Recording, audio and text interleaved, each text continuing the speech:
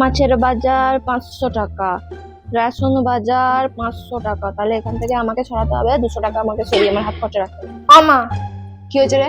নতুন বছরের জামা দাও, পুরোনো জামাগুলো পরতে পারবো নি। সবাই নতুন বছরে কি সুন্দর জামা নিয়ে নিয়ে ঘুরছে, জামা দাও। জামা কাপড়? আরে এত কাঁড়ি গন্ডে জামা কাপড়, গিয়ে জামা কাপড় পরিস।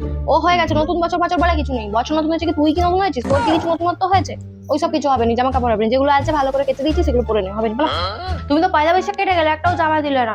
তো এখন দাও, এখন আরো দাম কমে গেছে। পয়লা বৈশাখে যদিও বা একটু দাম ছিল, সেটাও কমে গেছে। নাও না।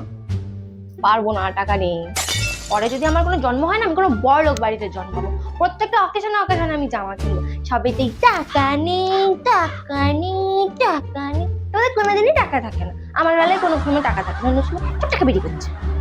এই জানোয়ারের বাচ্চা, ক টাকা ইনকাম করে সংসারে দিস। হ্যাঁ, সারাদিন মায়ের কোন উপকারটা করিস? একটা যে পড়াশোনা শেখাচ্ছিস সেটাও তো ঠিকঠাক ভাবে করতে পারিস না। তো জামা কি সেরকম সাজগোজ কি, সেটা বিয়ে দিয়ে দেবো একদম শ্বশুর করে গিয়ে কুলুরখানি কাটতে কাটতে মরে যাবি তখন।